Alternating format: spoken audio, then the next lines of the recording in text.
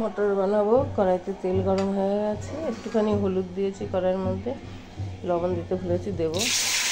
আলু ভাজবো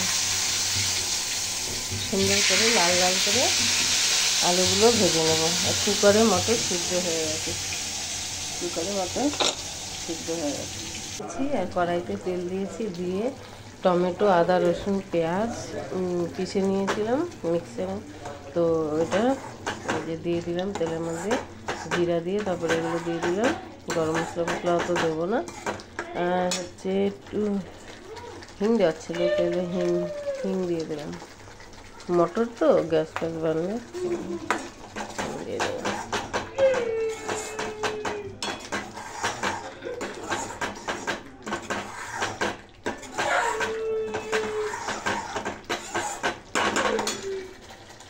আর ধনে পাতা দেবো কুচি করে।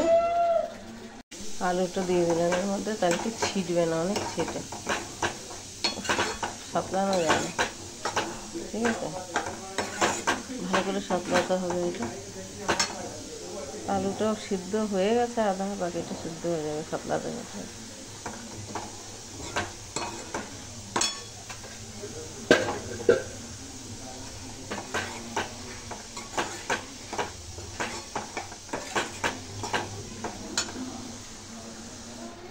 জিরে আর ধনের গুঁড়ো দিতে হবে। আমি জিরে দিইনি, অল্প একটু পিসা জিরে দিয়েছি।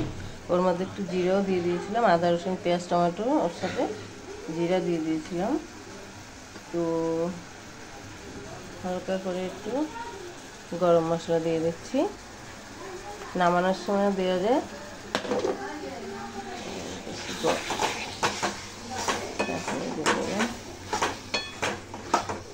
ভালো করে সাঁতলে নিয়ে তারপরে মটরটা ঢেলে দেবো। দেখুন দিয়ে দিলাম ওর মধ্যে, ঠিক আছে মটরটা। আলুটা সিদ্ধ হয়ে গেছে ভালো করে। এবার বেশি না, 10 মিনিট শুধু ফুটাবো, 10 মিনিট ফুটাবো বাস। ঘুগনির মতো, ঘুগনি মনে করুন মতো আর কি, ঘুগনি।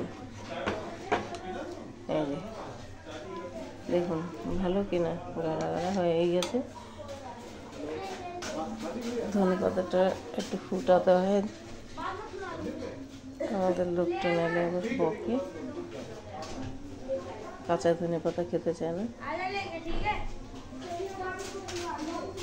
বলে ধনে পাতার মধ্যে কিরা হবে, যেটা নাকি চোখে দেখা যায় না, ভাইরাস।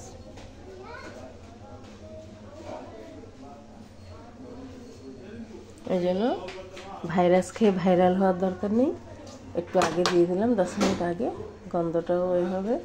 ঠিক আছে, দিয়ে দিলাম।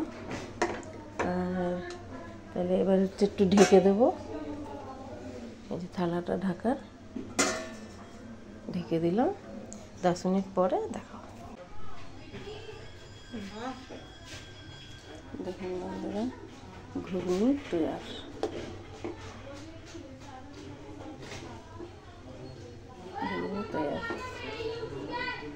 দেখছেন